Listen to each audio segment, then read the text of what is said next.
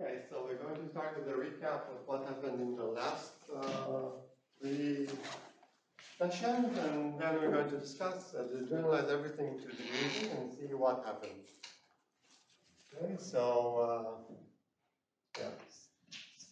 So if f is a function from 0, 1 to the n to 0, 1, and f's degree is most 1, then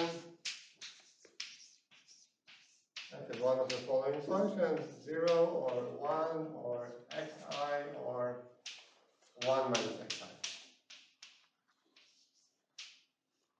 Okay, and if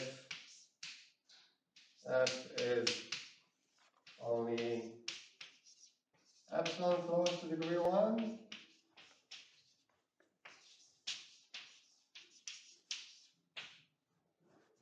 which means this thing,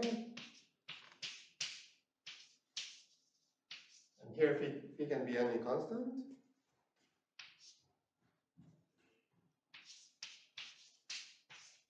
Then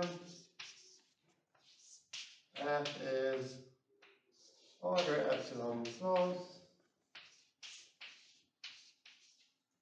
to one of these functions.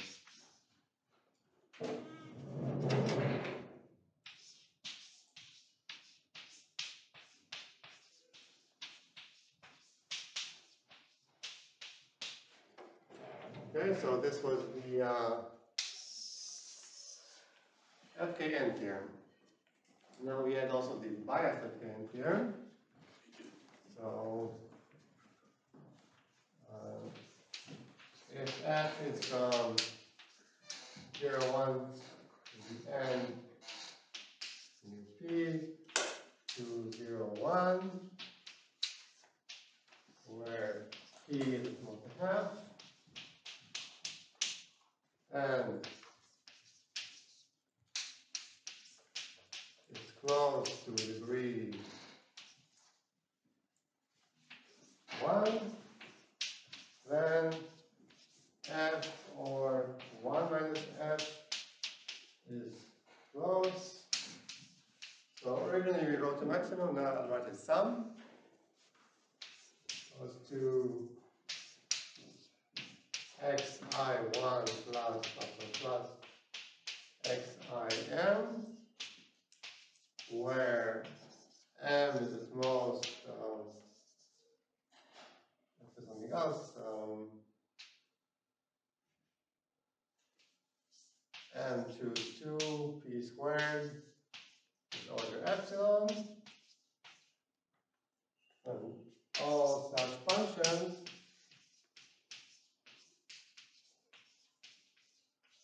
are order epsilon close to Boolean. Okay, so this is like an if and only if up to this this constant. Okay, so I'm giving you essentially all of the possible functions which are either Boolean and epsilon close to degree 1 or degree 1 and epsilon close to Boolean. It's like the same thing. And the list here that I give you doesn't contain any functions that it doesn't have to contain. Oh, Yuval, I'm sorry. After the word where, yeah. the formula is not really written. So yeah. P squared m choose 2 is order epsilon.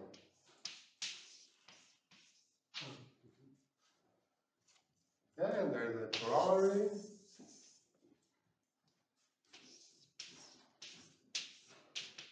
So f is order squared epsilon close to one of the functions 0, 1, xi, 1 minus xi. And also order of square root epsilon plus p close to a constant function.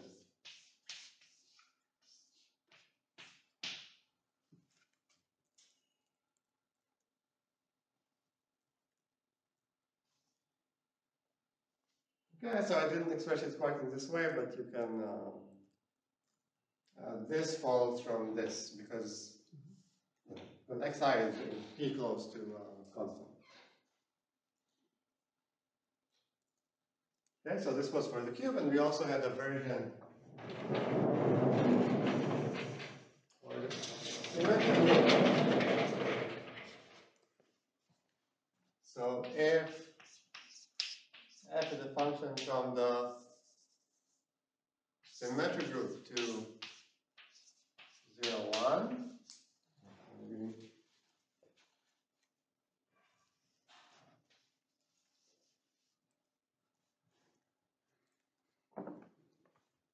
and f has degree 1. Okay, degree 1 means that you can write it as a degree 1 function in the entries of the input permutation matrix. So we think of the input as given by an n by n 0, 1 matrix, which is a permutation matrix. And you want to be able to write it as a degree 1 polynomial. And also gave some equivalent formulations yesterday to say that this notion is not arbitrary, it's actually pretty canonical. Natural. Okay, then f is a dictator. Yeah, and also it's the same definition of degree in like general Lie groups or Lie type groups. F is a dictator, meaning yeah, but sometimes you have to look at both the partition and its conjugate. Yeah, but generally speaking, meaning that either f depends on just on some phi of I, or it depends just on some phi inverse j. Okay, so this is the meaning of dictator. And if f is just epsilon close to degree 1, then f or 1 minus f is order epsilon close to a sum of order n many xij, where the number of pairs which are not on the same row or column is order of epsilon n squared. And all such functions are order epsilon close to Boolean. And then the corollary, f is order of square root epsilon close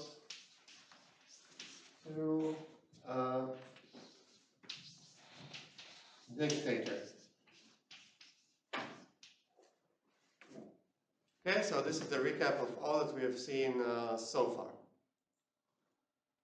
And then this statement and this statement are roughly the same, and the connection is that if you substitute p equals to 1 over n, then you sort of get the same parameters. Okay? So this is just a recap of what was happening before, and now what we're going to do is we're going to look what happens if we replace degree 1 by degree d. Okay? So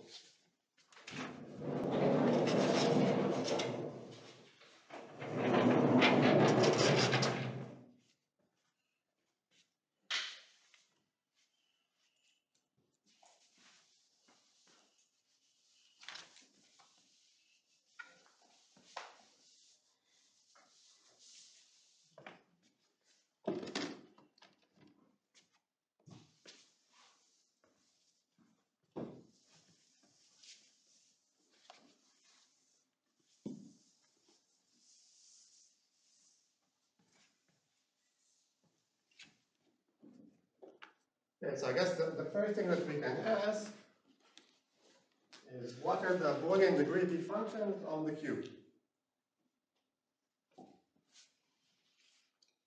Okay, and like what kind of answer do we expect? So kind of if we go over all possible D, then we should get all possible Boolean functions.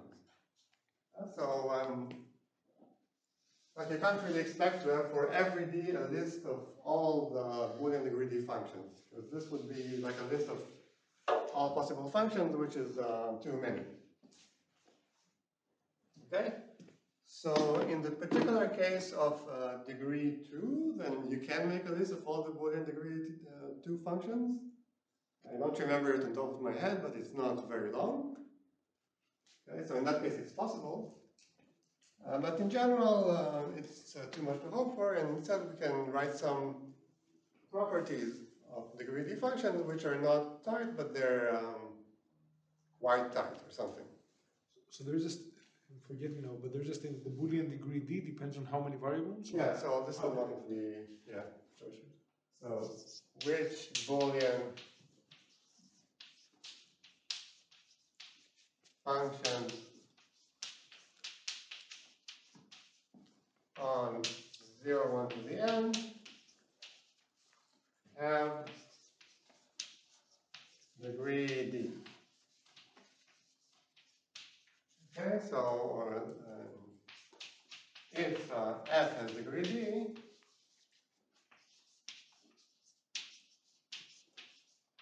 then, okay, so 1, f depends on at most order 2 to the D coordinates. Okay, and 2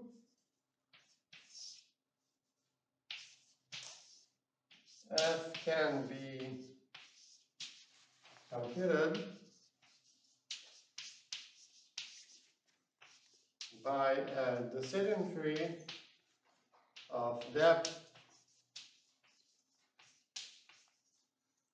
order, I think the best thing known is D cubed. And I'll explain what this means in a moment.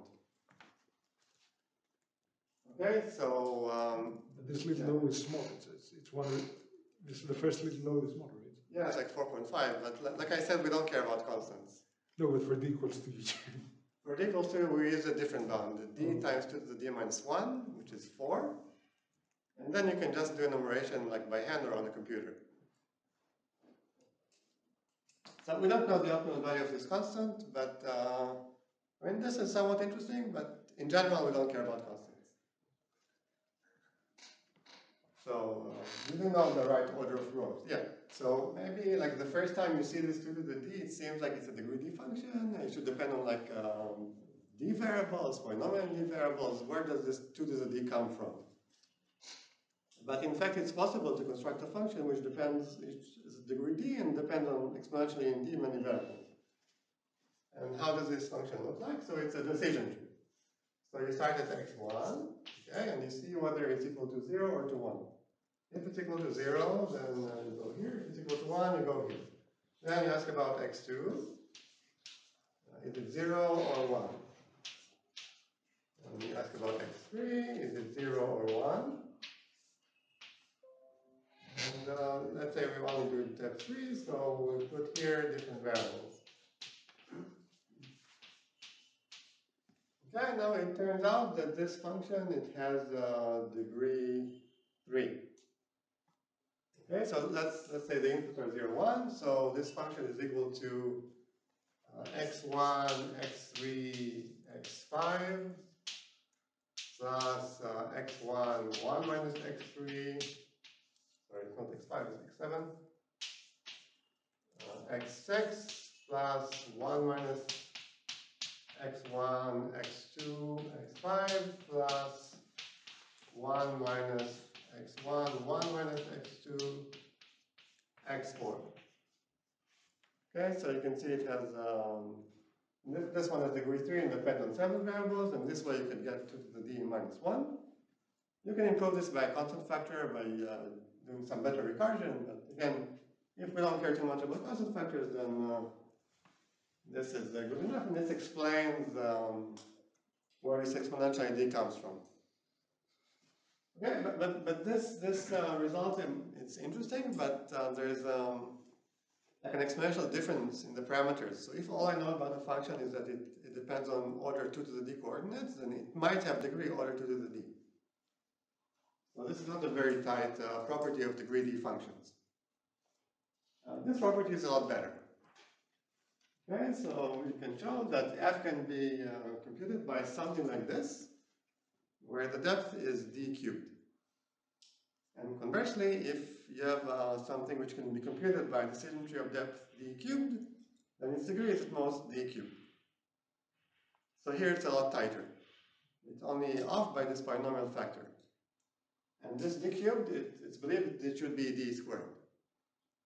Yeah, so the best separation that we have is d squared, yeah. So what did you say about d cube? Is it tight? So it's believed like, okay, the best separation is d squared. It's d squared, the 2 minus the low of 1. So it's believed that the right answer should be d squared, but we don't know. There's a cottage industry recently of proving these separations. They're even getting, I think, I don't remember if this separation is hard, but some of them are not so easy. And there are many of these. Okay, so how is this proved? This is proved using the study of complexity measures of Boolean functions, which is a list of several different complexity measures like degree and decision tree depth, which are all polynomially related. You can bound each one of them by a polynomial if any other one. And there are these large tables giving you the best upper bound and the best lower bounds. And every so often, some of it gets improved. Okay, and somebody decided this is interesting a few years ago. There was a paper by Scott Aronson that probably helped. So now if you get a new bound or a new separation, then you'll be able to publish it in a nice conference. But you can argue, like we do computer science, this is you're studying the complexity of Boolean functions. Okay, so it's not circuit complexity, it's something else, but yeah, it's relatively convincing. Does this bound go through the sensitivity conjecture? Do you remember? No. So this was known a lot before the sensitivity conjecture.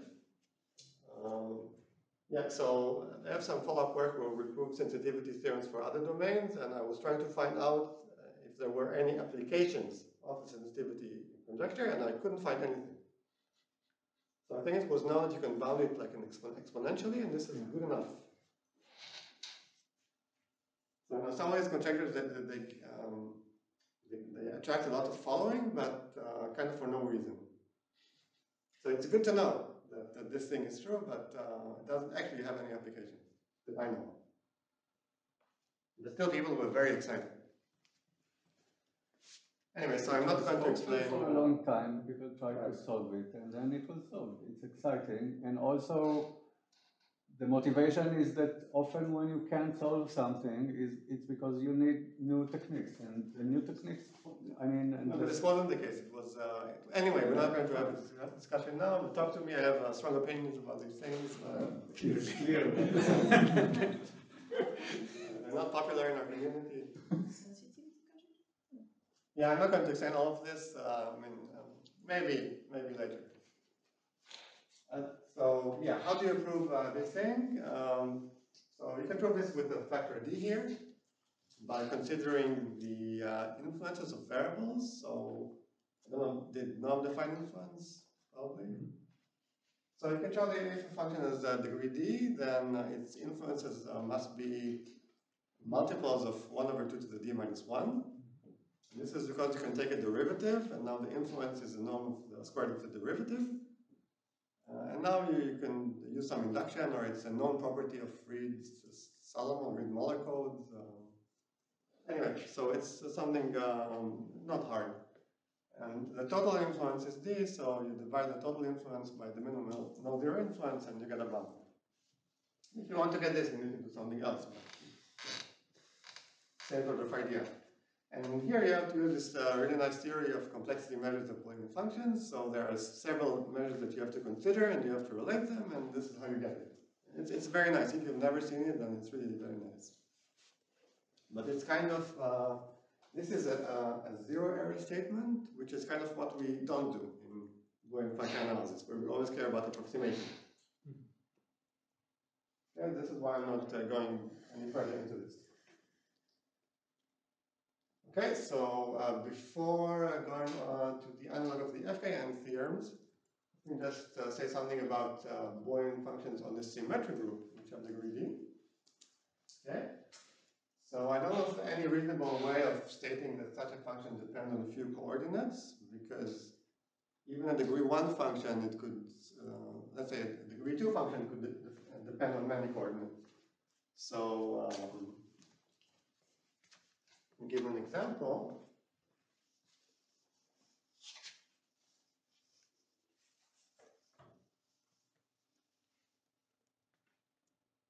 So let's say you ask what is pi of 1. Now let's say if it's 1, then you answer yes. If it's 2, then you answer well, yes if pi of 2 is equal to 1. If it's 3, you answer yes if pi of 3 is equal to 1. And so on. And this sort of depends on all coordinates. Yeah, maybe you can make this example more convincing, because here, maybe if you look at the inverse of the permutation, and it will depend on fewer coordinates, but there's a way to make it work. So sorry, so you're looking for the preimage or what, or for the image of one? Image. So, yeah, so this is a cycle containing 1 of size at most 2. Yeah. So this is kind of something which involves potentially all values. So it's hard to claim that it's. I mean, if there's a way in which you can claim that it's dependent on a few coordinates, then let me know. But this seems to be more like a phenomenon of the cube. But what you can say is that you have an analog of 2. So if you have a Boolean degree D function on the symmetric group, then you can compute it by some sort of decision tree, where the queries that you're allowed to make are what is pi of I and what is pi inverse of j. And then that would be we can't prove D cubed, but we can prove some other power of D. Just because some of the arguments that you can do in the cube, they don't work in general. And conversely, if anything that you can compute using a decision tree of depth poly D has degree poly D. That's the same kind of reason. Okay, so for the symmetric group, we still have this sort of characterization of Boolean degree D functions. Okay, so this was just a comment on the symmetric group. And I'm saying this because in other domains, which I might get to when we discuss open questions, we don't even have this. Okay, so this was just a comment about the symmetric group. And the way you do it to the symmetric group is you take one of these proofs and you just generalize it. And there you have a sort of a framework where you can try maybe to prove a general FKN theorem, for example. We don't know how to do it, but it's might be possible. Yes. So even on AN, you don't have such a statement? No, I think on AN it will be the same. Okay. In AN there is something interesting that happened. So you might, yeah. So this thing is the same, but for degree 1 functions, then if n is equal to 4, I think, then there is another example.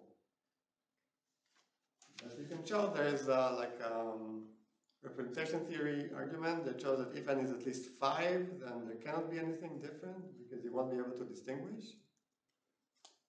And then you can do a computer search and you find something that happens n equals 4. And people who did Erdős-Karácsony's theory already knew about this because this funny function is also intersecting This example actually appears in the literature.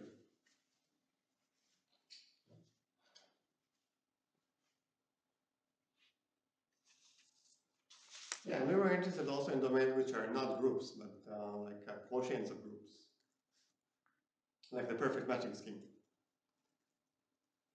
Anyway, okay, so getting back to the main third of things.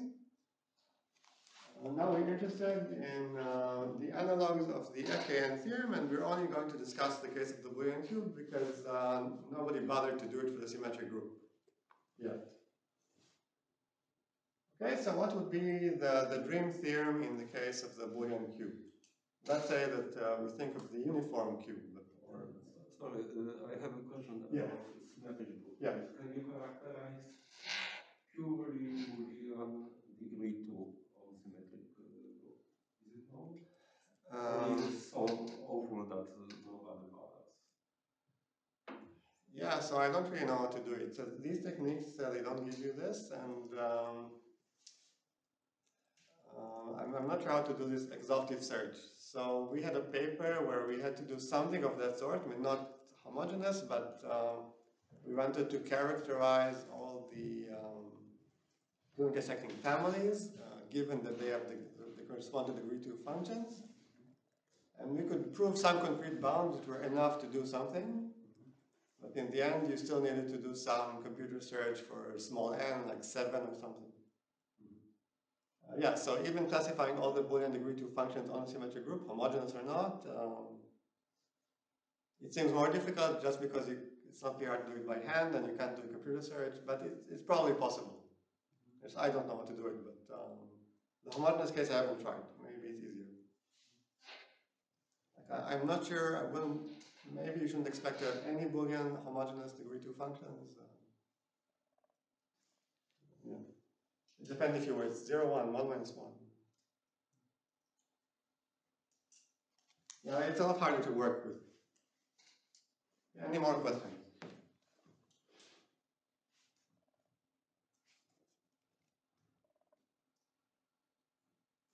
Okay. Yeah, so what the FAN theorem states in the unbiased case is that if I give you a function, let's say a Boolean function, which is close to degree 1, then it is close to a Boolean degree 1 function.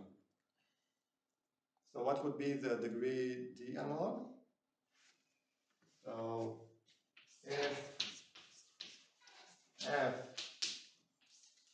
0, 1 to the n, you have to 0, 1 satisfies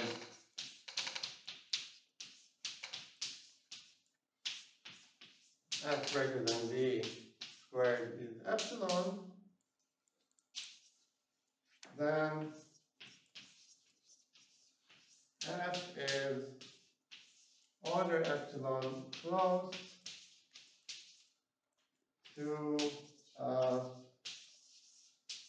Boolean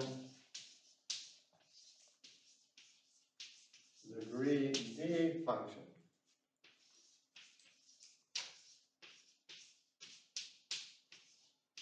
Yeah, so this would be the theorem that you would like maybe to hold true.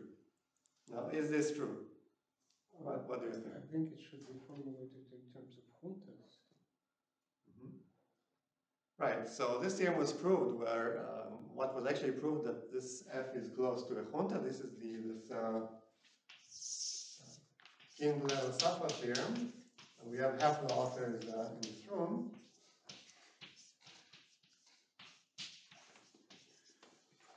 Like I said, this paper was never published, but you can cite the guy's thesis.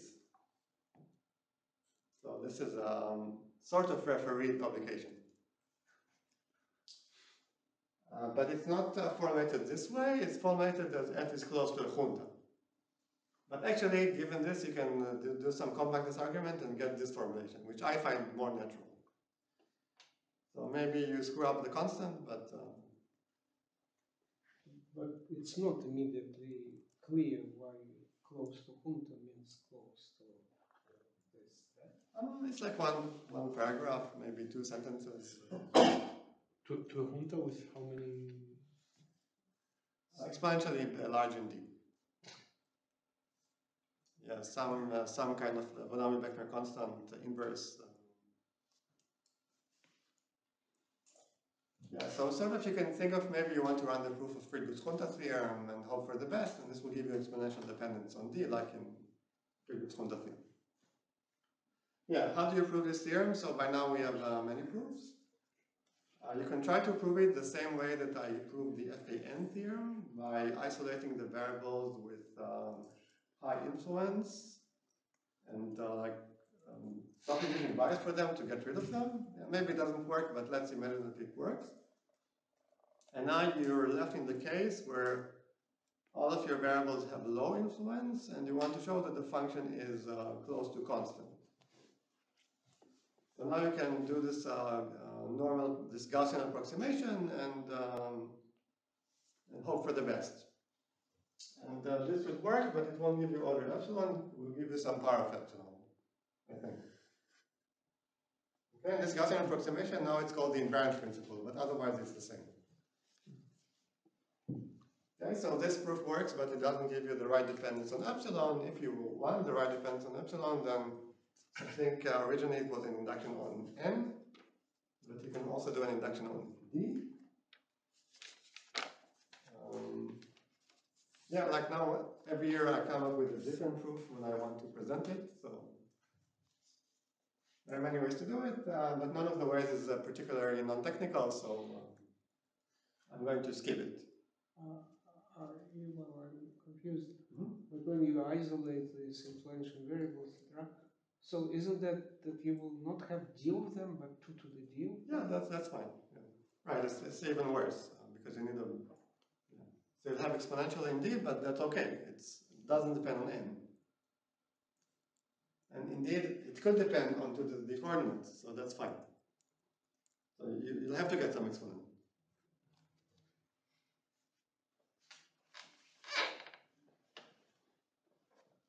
Okay, so this is the Kindler-Sapir theorem. Probably some sort of thing like this also holds for a symmetry group, but we don't know how to prove it, or we haven't tried hard enough. But I conjecture it with some power of epsilon. Yeah. In the junta formulation, is it proof that the exponentially many coordinates are needed? Yeah, because you have functions which are because exactly there are functions of pure degree D that depend on. No, but if I'm willing to approximate, could it be that maybe just there's only polynomial many coordinates that matter? That's a good question. But the answer is no, you cannot approximate it. Because look at the tree. The tree tells you that the final value of the functions it depends equally on every dimension.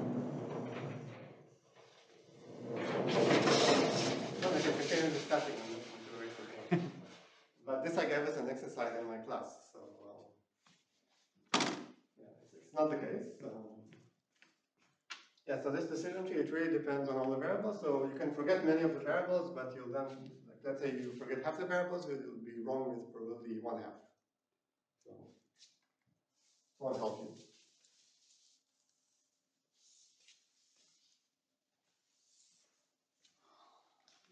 Yeah, and so this theorem came to my attention because of applications to Hausdorff theory. So if you have a family of subsets of 1 up to n, okay, where every 2 of them have at least the elements in common, and you look at the mu p measure of the family when p is small enough, and you want to maximize it, then the best thing you can do is you take t elements and all the sets that contain them. Okay, and you can prove this spectrally, and the spectral proof shows you that the extremal examples have degree t, and if you're almost extremal, then you're close to degree t. Then you can apply this theorem and understand the almost extremal examples. So that's the application to extremal combinatorics. But now we know better ways of doing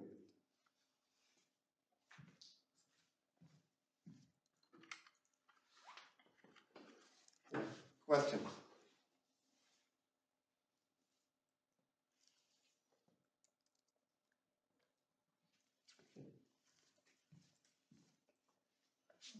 So now we're going to ask what happens to this result when p is small. Okay, which I think that there's something quite interesting happening, because it's not so clear what the answer should be. So for degree 1, I gave you like an explicit list of functions, which were essentially sums. And this is somehow related to the fact that I have an explicit list of Boolean degree 1 functions. But we don't have Boolean degree D functions. Like we don't have a list of all Boolean degree D functions, so it's not so clear what kind of result do you even expect. Okay, so here's what we can prove. So let p be equals to half, and suppose f from 0, 1 mu p to 0, 1 satisfies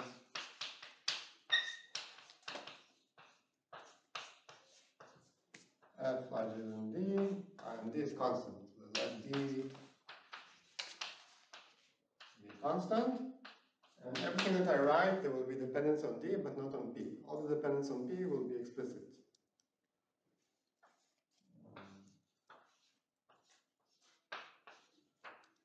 Okay, then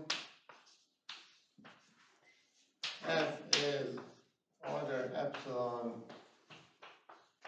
close to some,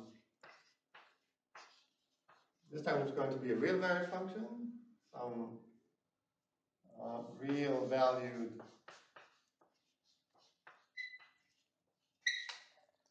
g such that.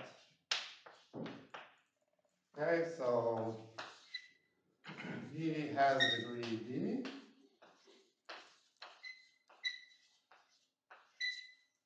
Okay. G of x is 0, 1 if x is at most g. Sorry, g is sparse. I'll explain what this means in a moment. And g has order epsilon over p to the w minimal non-Boolean inputs. And I'll also explain what that means. Again, moreover, all such g are order epsilon close to Boolean. And just to finish, there's a corollary.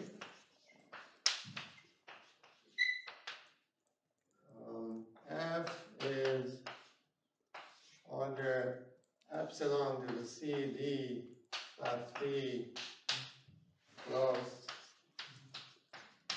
to 0 or 1, where we know the optimal value of CD.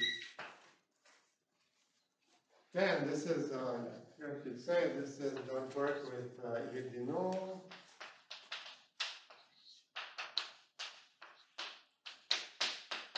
and Hausdorff.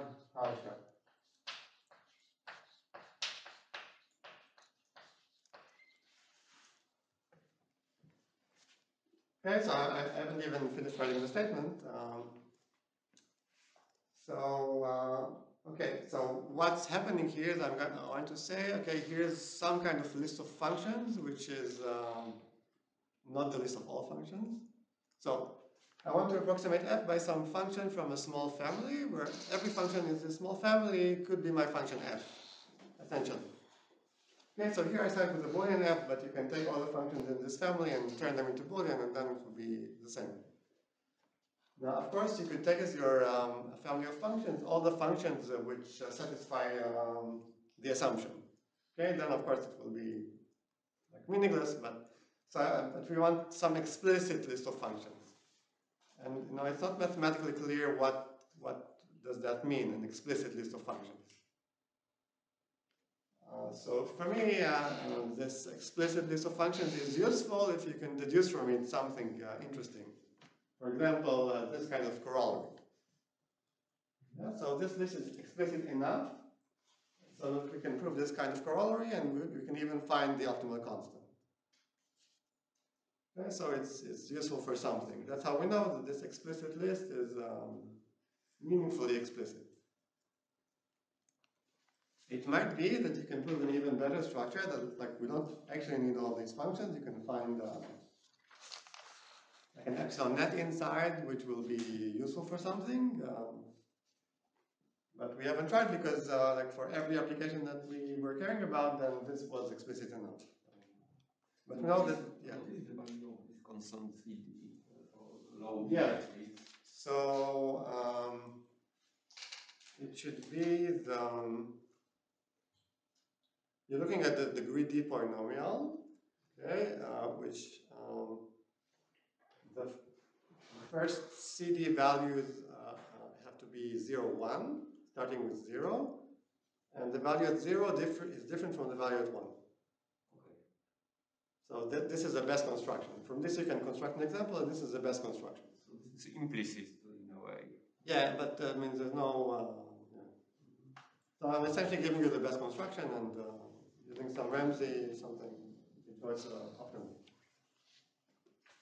Yeah, this is related to this work on polynomials with two values, whatever this paper is called.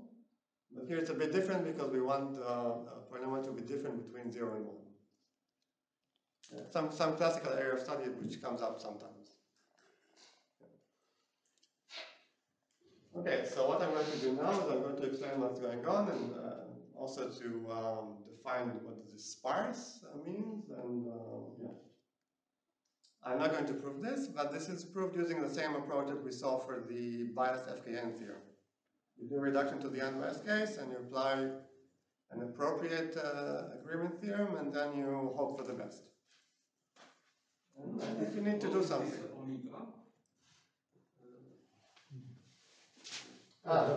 Sure, sorry. Yeah. Of weight W. For all W. Yeah, but the W is going to be at most order D or something. Yeah, okay, so G has degree D, we understand. G of x is 0, 1 for all inputs of weight at most D. What does this mean? If you look at the coefficients of G, then they're going to be belong to some finite group, a finite set. Yeah, so let's say the empty coefficients is either 0 or 1. Then the coefficient of x1 is going to be 0 plus minus 1. Now the coefficient of x1, x2, then you need to go over all possibilities, but it will also be some finite set. Okay, because if you want to know, let's say what's the coefficient of x1, xd, then you're going to look at the input which is 1 only on these things, or rather all the inputs which are supported only on these d coordinates, and like there are 2 to the 2 to the d possibilities for the function restricted to these inputs, and from there you can compute the coefficient of this monomial. It may be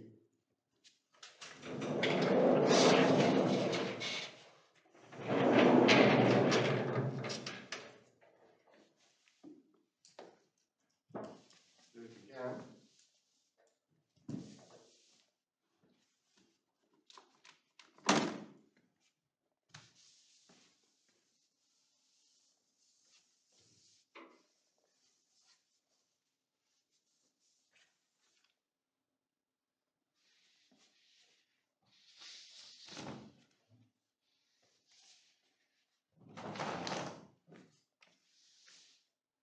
Okay, so let's assume that d is equal to 2.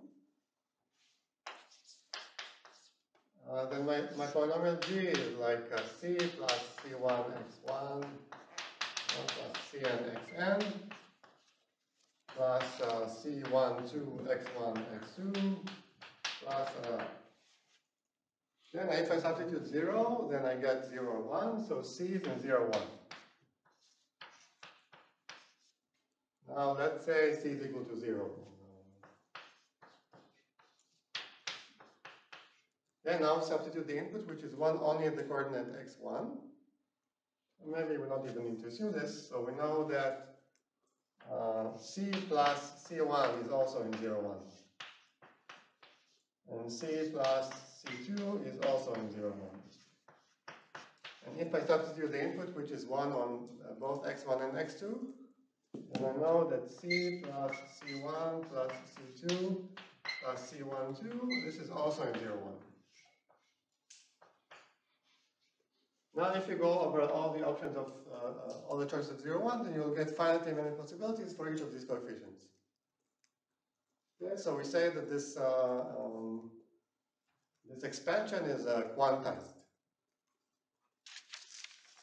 Okay, and this is going to be helpful in the proof because like we know that these coefficients can't be arbitrary. It's like in your talk.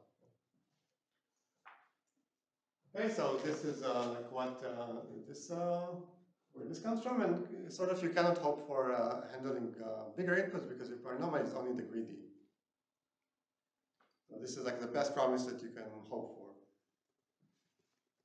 Okay, what this means in the case if we think about d equals 1, then this means that you either get a sum or 1 minus a sum. Because this is the only way in which this property can be satisfied when d is equal to 1.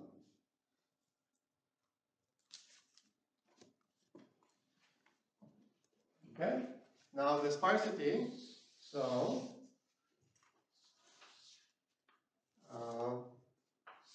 the level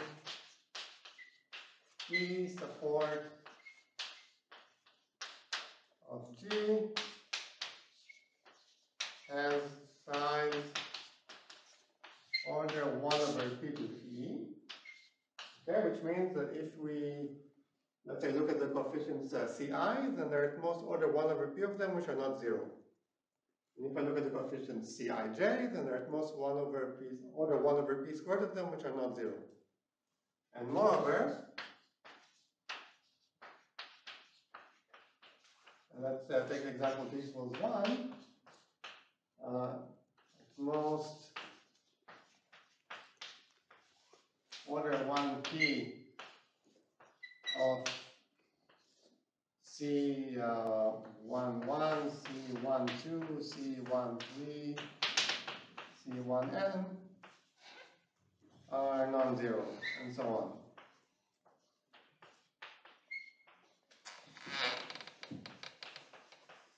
Okay, so even if I look just at the coefficients containing, let's say, 1, then now I have a local sparsity condition just for them. Okay, and I can replace 1 by anything else, and if it was bigger, then I could also condition on 2 coordinates.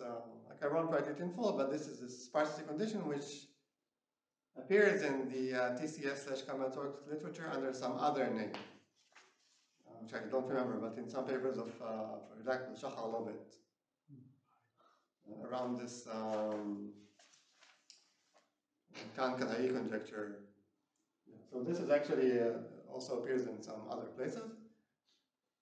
Now, where is this coming from? So, if you don't care about the moreover, then we call this like a sparse junta, because if you look at a random point, and you look at how many monomials are active in G, so this means that we look at all the monomials in G that have non-zero coefficient, and you want to know how many of them are 1. So in expectation, it's going to be a constant because of this condition. Okay, or another way of looking at it is if you want to sample a point according to mu p by first doing this mu 2p and then looking at mu half. Then when you do the first step, where you zero out all but like a 2p fraction of coordinates, then in expectation you get a junta. Okay, so that's why we call it a sparse junta. Okay, it's some kind of hometown average condition. And we need this because we also want this to be to continue holding under substitutions. So let's say I have a function like x1 times x2 plus x1 over p squared. Okay, so this function, it satisfies this condition. But if I substitute x1 equal to 1, which we need to do in our proof, then it will stop satisfying it. But you can show that this condition is maintained under substitution. You lose some constant factor in the constants, but if you only substitute a constant number of values, then it will be fine.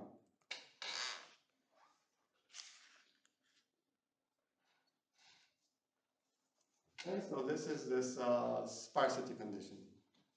Any questions about that? This corresponds, in the case of the symmetric group, it corresponded to having only order n many summons. And we didn't need it for the FKN theorem because we had a better bound. But actually, in the proof, it comes up anyway. Okay, this we get for free from the agreement theorem. I won't explain how, but the fact that you approximate everything by a junta, it translates to this thing. Okay, so this you get for free, and it's helpful when doing some estimates during the proof.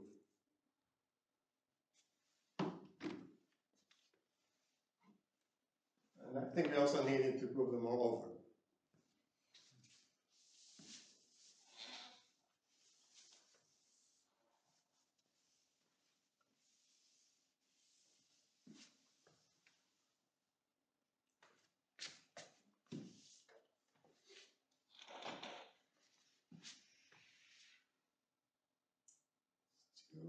I guess it was 3, not 2. Fix it.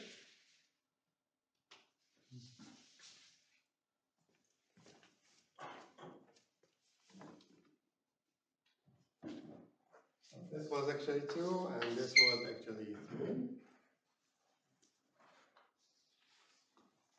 And now I'm going to explain 4. Okay, so x is a minimal non-Boolean input of g. If g of x is not Boolean, but g of y is Boolean for all y less than x, which is not equal to x.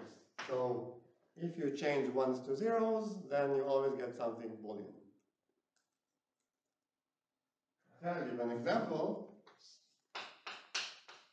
So let's say that g of x is x1 plus xm.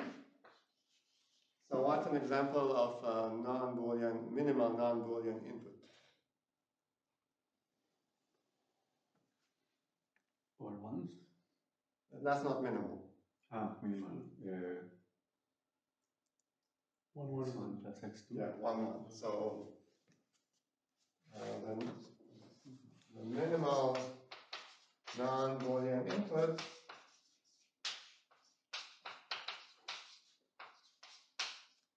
are EI plus EJ, where they're equals M.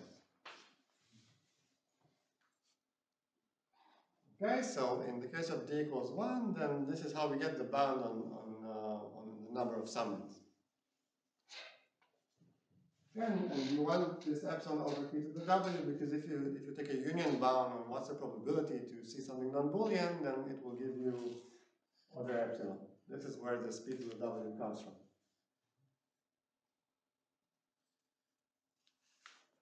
Yeah, and you can show that this property holds, because otherwise, sort of, well, by this union bound, then you will get that the function g is not order epsilon close to f.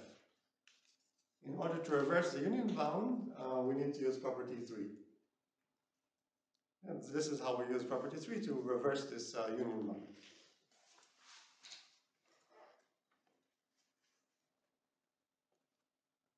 Okay, for d equals 2, I have a complete list of the minimum non-Boolean inputs in the paper, if you're interested. You can, in principle, do it. You can bound this W by, I don't remember, 2D or something, and then you can just brute force it. So what I don't understand is the simplest one, number 2, because yx1, x2. This is for d equals 2. Not x3, x4, not x5, x6. It's also true for x5, x6. But it's written, okay, sorry. Yeah. Yeah, so this absolute value effect, I mean Hamming weight, number of non-zero coordinates, or sum. But there is something arbitrary to it, right? Because you're choosing a Hamming ball around the all-zero vector. It could be somewhere else. No, not really, because so this function are eventually going to be roughly constant, and the reason is that. Oh, it's because b is small. Okay. Yeah, right, exactly. Okay. Right, so there is 0 and 1 are not symmetric. Exactly.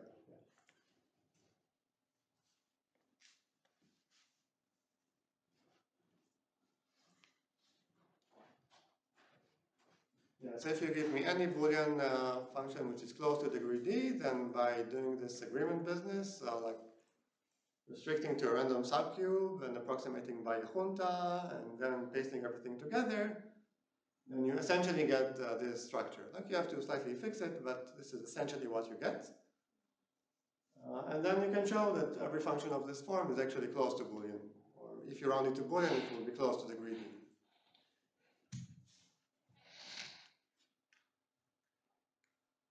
And then you can get this kind of statement. I mean, there's some argument, but this structure is explicit enough so that you are able to carry out this sort of argument.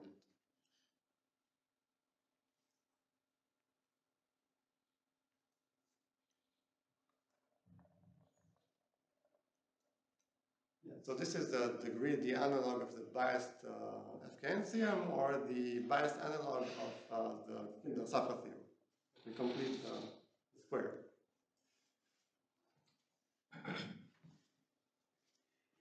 Yeah, there should be a result like this also for the symmetric group, and you can probably guess what the formulation is. So it would be roughly the same. You just define things correctly, and it's probably true. And from this, you should be able to conclude that f is some part of epsilon close to Boolean degree d function. Just it hasn't been worked out, but it should work out. Like there are some technical issues, but it's probably correct.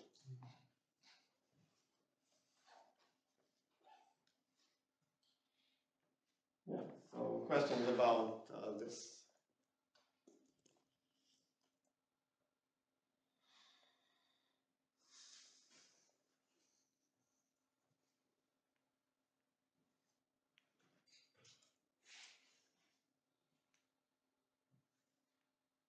Okay, so let me end by discussing some open problems. Okay, so one open problem was generalizing this, extending this to symmetric group. The first step is to prove this agreement theorem, but it is not, we know how to do it. Here are some other questions. So essentially, yeah, so far we've discussed some domains, but there are also other domains that we might care about. And in particular, these so-called Q analogs. And I'll just give you a list of some of these.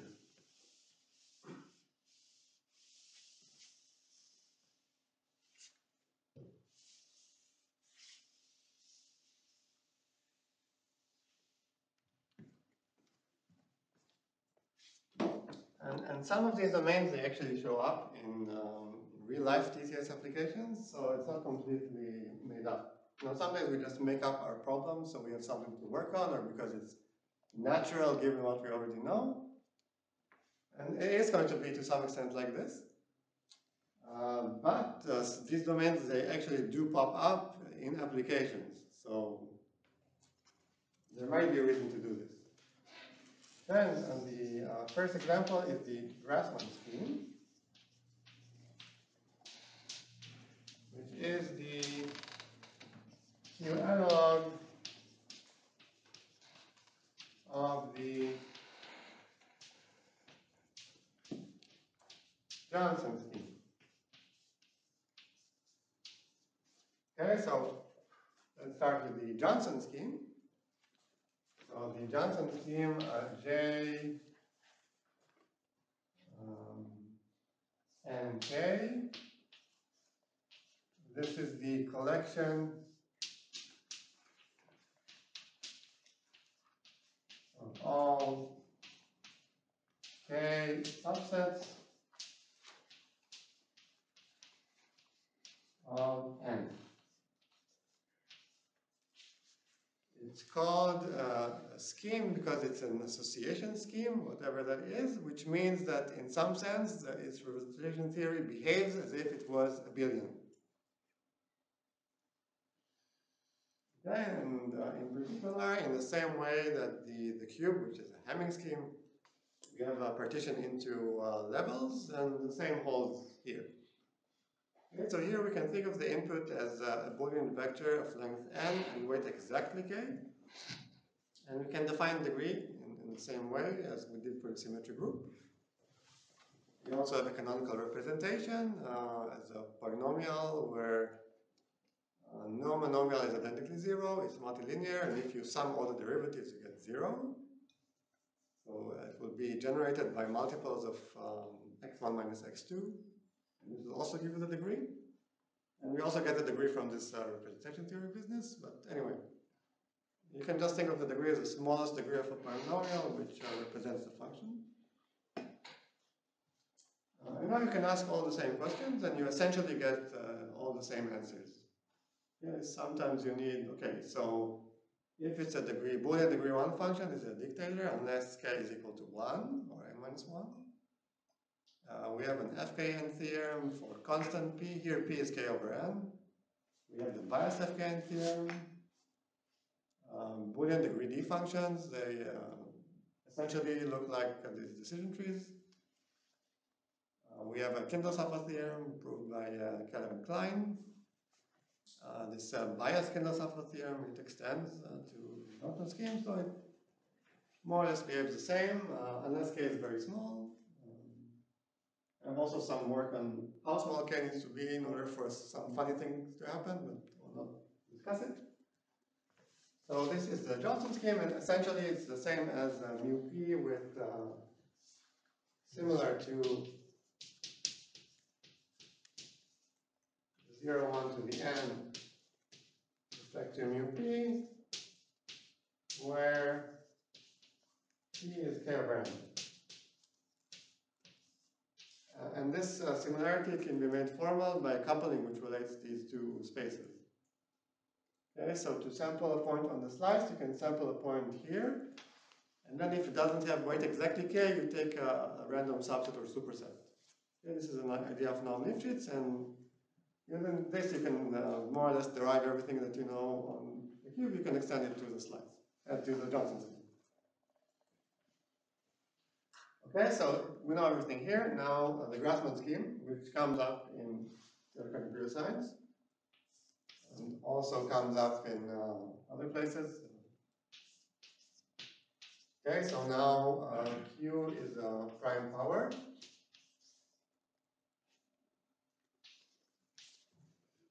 So it's the collection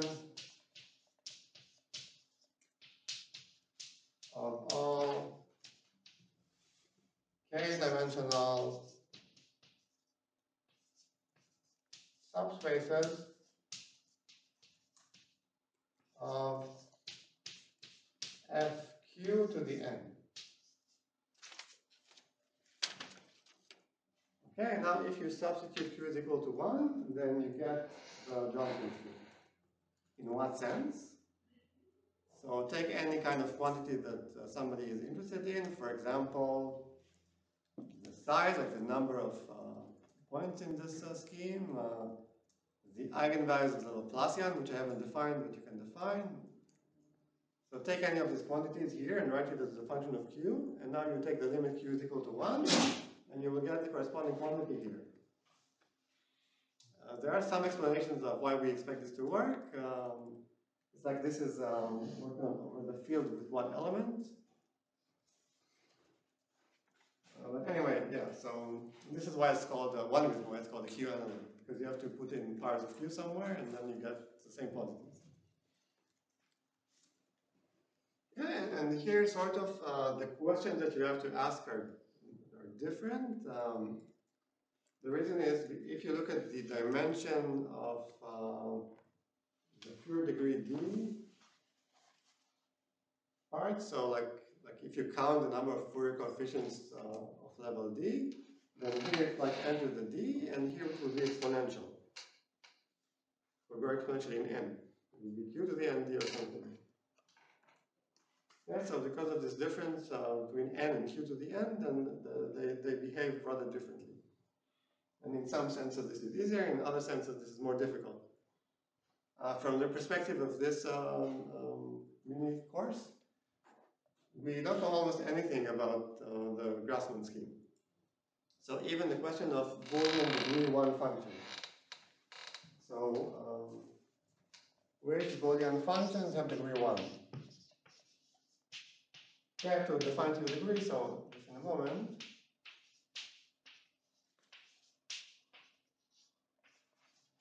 Okay, so we can think of the input as just a huge 0, 1 vector, which tells you which vectors are in your k-dimensional subspace. And now you can define degrees, the minimal degree of a polynomial, blah, blah, blah. And now you can ask, okay, so what are the Boolean degree 1 functions? Okay, so we have like 0, and we have 1. We have these dictators. So I'll denote the input by V. So this is the input subspace.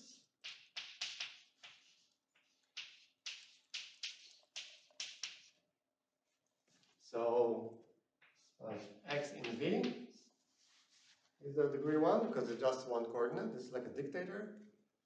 And also x not in V. Now it turns out there is a duality between V and its perpendicular space. It's what is it called? The complement. Yeah, this corresponds to taking the inverse in Sn. So you can also take y is in V perp and y is not in V perp. Now, if x and y are not orthogonal, that you can combine two of these. So it can be x in V plus or y is in V perp. This is where when x and y are not orthogonal. And also x not in V and y not in V perp. Okay, and this is we know this. This was proved in 2023. So this is where k and nk are larger than some constant depending on q. Okay, so this is a complete list of Boolean degree 1 functions, and we only know that this is correct as of a few months ago. Before that, we knew it for a few more years for q equal to, I think, 2, 3, 4, 5, 7. 2, 3, 4, 5, 7. Okay. But now it's known for all q. Yeah, we don't know if this CQ has to go to infinity or not. There are some funny examples for very small k, like for k equals 2 and q larger than 2, then there are some funny examples which people in the recombinatorics really care about. They're called Cameron-Liebler line classes, and it's a big deal for some reason. We're more interested in what happens when these monsters are ruled out. Okay, this is essentially everything which is known. We don't have an FKN theorem. We don't have even a conjecture structure for Boolean degree D functions. There's a claim that an F-gain theorem holds here, but it's not substantiated by paper yet. Yeah. There are other stuff we know about the Grassmann scheme. We know this global hypercontractivity, which implies some small set expansion results. And this is what's actually needed in the TCS applications. But if for some reason you are interested in my kind of questions, then we don't know anything.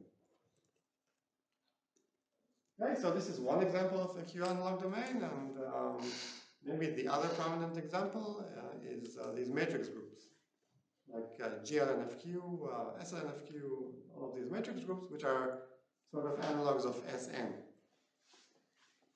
Okay, and there you can ask the same questions, and there's some conjecture what should be the answer, at least for Q equal to 2, but we don't know how to prove it. So everything is very mysterious. And the issue is that if you work with the other kinds of domains that I discussed, then they can always reduce to the cube somehow, or they look cube-like because they live on this simplicial complex. And here they live on this, they don't live on the simplicial complex. You cannot reduce to the cube in a meaningful way. So sort of we have no idea what to do. The main tool that we do have is this global hypercontractivity. And also in the case of degree 1, everything is very explicit, so we can also do something. But there is some sort of general lack of tools except for this global hypercontractivity, which is good for some things, but not for everything. Yeah, so this is an open-ended research question, like say something about these domains.